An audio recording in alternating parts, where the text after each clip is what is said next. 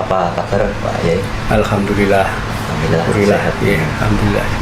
Ya, kita akan membincang soal sejarah Yai tentang Islam di Indonesia ini. Yang pertama, banyak di kalangan masyarakat itu beredar cerita bahwa pertama kali Islam bisa masuk ke sini ini karena adanya Syekh Subakir itu bisa menumbali itu kisahnya seperti apa lengkapnya? Ya, sebetulnya baruan aja agak ke belakang itu kisah tentang Syekh Subakir yang itu kita dapati di dalam kitab Nusyarah. Ya. Nah, dari Giri itu, nah itu ada satu kisah bahwa Sultan Al-Gabah dari negeri Rum itu mengirimkan 24.000 keluarga ke Jawa. Ya. Nah, mereka ingin agar di Jawa itu ada komunitas umat Islam. Ya. Ternyata digambarkan di kitab tersebut 24.000 keluarga itu semuanya mati terbunuh. Terbunuh? Ya. Kenapa? Ya. Terbunuhnya? Ya, disebutkan oleh makhluk halus, roh halus, macam-macam lah pokoknya, setan dan hantu, demit dan seterusnya, itulah digambarkan di situ. Kemudian Sultan Al-Gabah itu mengirim lagi 4.000 keluarga di sini. Ternyata 4.000 keluarga itu juga terbunuh, hanya tinggal sisa 200 orang. Nah, disitulah kemudian Sultan Al-Gabah dari negeri Rum ini mengirimkan para ulama yang dianggap punya karoma, kesaktian dan seterusnya itu ke Jawa. Nah, ternyata dari ulama-ulama yang dikirim itu banyak yang terbunuh juga. Hanya satu yang berhasil, yang istilahnya menanamkan tumbal-tumbal di Jawa dengan maksud agar Pulau Jawa ini bisa dihuni umat Islam. Nah, tokoh inilah yang kemudian dikenal dengan nama Syekh Subakir. Ya, bekas-bekas tempat beliau menanam tumbal itu sekarang masih dikenal dengan nama Petilasan Syekh Subakir. Ya, disebut makam Dowo, ya, makam-makam panjang itu bukan kuburan itu, tapi di mana itu ya? Itu banyak ya, di berbagai tempat. Ya, ada di daerah Tuban, di daerah Lasem, kemudian di pedalaman di daerah Blitar, itu banyak tersebar di berbagai tempat. Ya, sampai sekarang. Dan orang yang tidak yang tidak mengetahui, menduga itu adalah makamnya Syekh Subakir, padahal bukan. Ya, itu yang disebut makam Dowo atau Petilasan Syekh Subakir, tempat beliau menanam tumbal. Kenapa? Karena di dalam kitab itu disebutkan bahwa Syekh Subakir itu setelah menanam tumbal, ya, dia naik ke Gunung Antaka. Gunung Antaka itu Gunung Tidar, Magelang ya? Ya, Magelang. Di sana ketemu dengan Dang Hyang Semar, ya, itu yang disebut Dang Nyangi Jawa. Ya. Mereka berdua kemudian membicarakan sesuatu, ya, yang berkaitan dengan nasib umat Islam yang akan ditempatkan di Jawa. Nah, itulah dalam pertemuan itu kenapa di Gunung Tidar? Karena Tidar itu basa Jawa kuno, ya, artinya kematian, gunung kematian. Ya. Nah, termasuk Gunung Antaka. Antaka itu dari bahasa Sanskerta juga, artinya juga kematian. Nah, setelah dari situ baru yang namanya Syekh Subakir itu digambarkan beliau kembali ke Persia. Ya, berarti tidak ada makamnya di sini. Tidak tahu di mana itu, ya. Nah, tapi itulah yang sudah jadi cerita legenda mengakar di sini.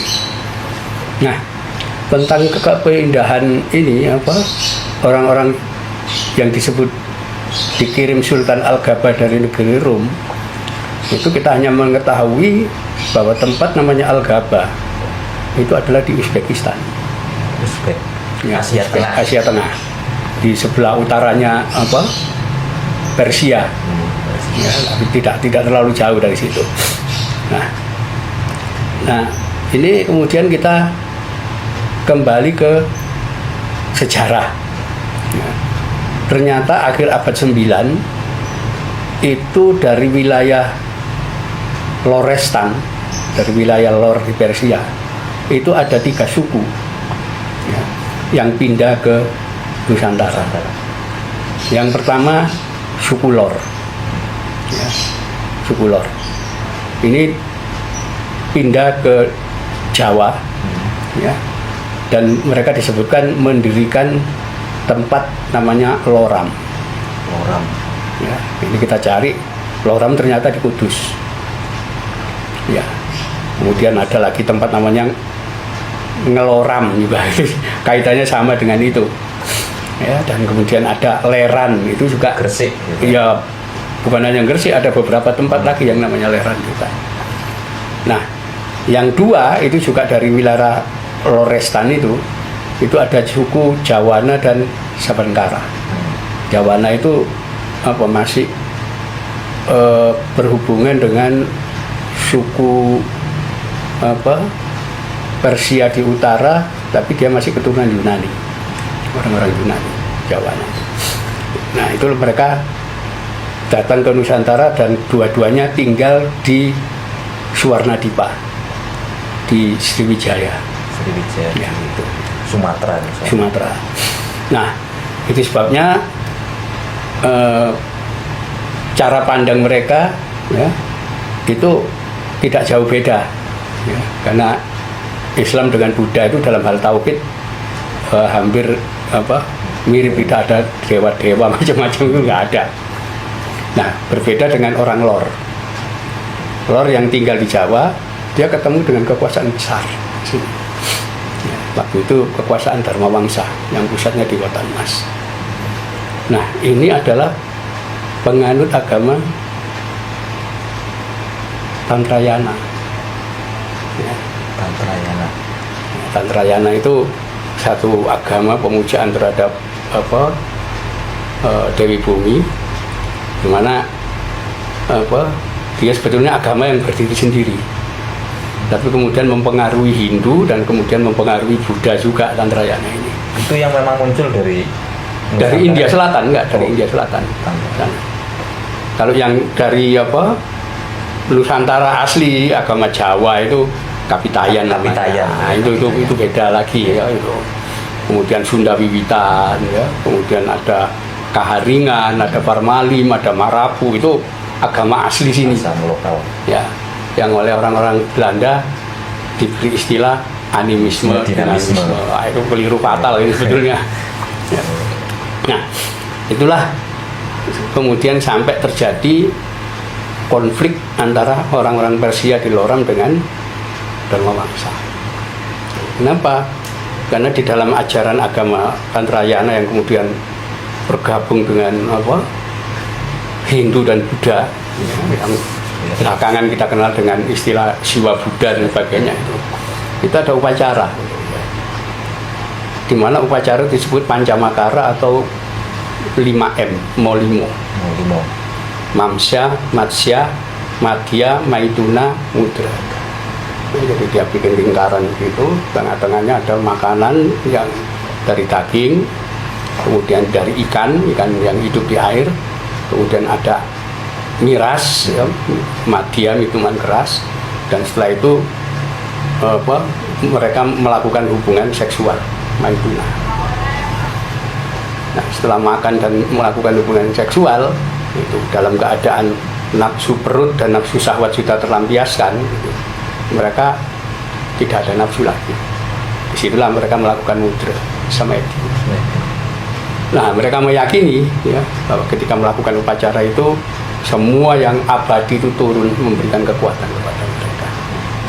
Nah, ini memang dalam banyak catatan orang-orang pengamal ajaran Tantrayana ya, itu memang memiliki kesaktian berlebihan mereka. Contoh kesaktiannya Ya, yo, dibaca itu pedangnya putus sendiri, tombaknya patah sendiri, panah juga nggak kena mereka. Nah, itu. Ya. Nah, ini kemudian upacara Pancamakara itu ada beberapa tingkatan. Nah, ya tingkatan yang tertinggi, yang tinggi, yang lebih dari biasa itu ketika dalam lingkaran itu unsur matsya, daging, itu diganti dagingnya manusia. Makan kanibal gitu. Iya. Yang kemudian matsya, ikan apa? Ikan yang hidup di air itu dicari ikan gembung yang beracun, ikan beracun. Madya itu biasanya minuman keras, itu diganti menjadi darah manusia. Nah, itulah dalam upacara Pancamakara itu ada korban orang disembelih di situ.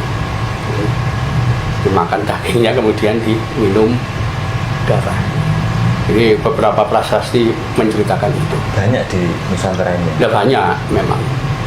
Raja-raja dulu kebanyakan pengamal ajaran itu. Nah, saya kira itulah yang kemudian dicatat oleh kitab Musoror yang muncul belakangan. Orang-orang Islam banyak dibunuh. Karena kalau kita membaca prasasti Loram, ternyata kerajaan Dharma Wangsa itu diserang oleh Raja Worawari dari Loram. Artinya Raja Worawari itu raja kulit merah seperti bunga Worawari itu. Itulah yang disebut pralaya.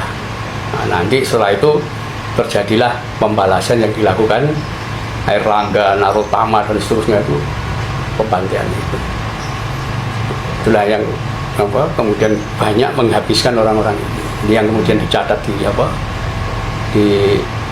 kitab Musoror, banyak Muslim yang terbunuh di situ, orang-orang luar itu. Dan sampai belakangan pasca zaman Airlangga itu masih terjadi penyerangan terhadap orang-orang Islam yang turun di situ, terutama orang-orang luar. Nah, itulah ketika kita datang ke daerah Gresik, di daerah Leran, ya, Leran itu ada makamnya Fatimah binti Maimun. Itu kuburan tertua di Jawa. Beliau orang Lor juga. Nah, di dalam prasasti batu nisannya di situ kan disebutkan ada makbaroh syahidah. Nah, pertanyaannya kok syahidah itu? Ya berarti mati syahid, mati dibunuh. Oh, dibunuh gitu. Ya, mati syahid. Jadi sisanya ini berarti ya? Bingung ini kok syahidah kira kan perang atau apa? Iya. Jadi waktu itu pasti gitu. Peristiwa itu yang dicatat di kitab Musoror itu. Jadi nggak gampang dulu. Tapi Jawa minimal sudah ditumbali Sesubagir. Artinya orang Islam sudah bisa masuk di sini. Tapi ada versi lain lagi juga ya, selain itu ada yang katanya gunung berapi di sini itu juga sangat meledos gitu, sehingga Sesubagir numbalinya juga pakai surat Al-Hadid itu. Tidak ada itu. Tidak ada catatan sejarahnya. Tapi saya kira yang disebutkan 20.000 keluarga yang dikirim Sultan Al-Ghabah ke sini itu mati dibunuh siluman. Sebetulnya itu ya penganut ajaran tantra itu. Tantra ya. Maksudnya. Karena mereka bisa mengubah diri dari macam-macam. Kira-kira kalau saya Sesubagir kan sebelum Wali Songo nih. Oh jauh sebelum Wali Songo. Nah itu. Nah tapi setelah ditumbali Sesubagir, rupanya Jawa bisa dihuni umat Islam. Tapi sepanjang yang kita temukan data di lapangan, orang-orang Muslim pertama yang tinggal di Kepulauan Nusantara, orang-orang Cina. Ya, Cina Muslim, semua Cina Muslim itu Pak. Ya, jadi itu yang kita temukan data itu ada Cina Muslim. Jadi tahun 1292 itu Marco Polo pulang dari Cina karena dia ngabdi kepada Kubilai Khan. Dia pulang lewat laut. Marco Polo singgah di kota Perlak. Nah di kota Perlak itulah Marco Polo mencatat dia ketemu komunitas orang-orang Cina, semuanya Muslim. Penduduk pribumi di Perlak itu masih memuja pohon-pohon di gua Aceh. Itu catatan Marco Polo 1200. 292. Di sini Singosari. Belum, ya antara Singosari Mojopahit. Majapahit. Ya. Karena Mojopahit 1293. Jadi itu Aceh pun masih Muslimnya orang-orang Cina gitu. Ya.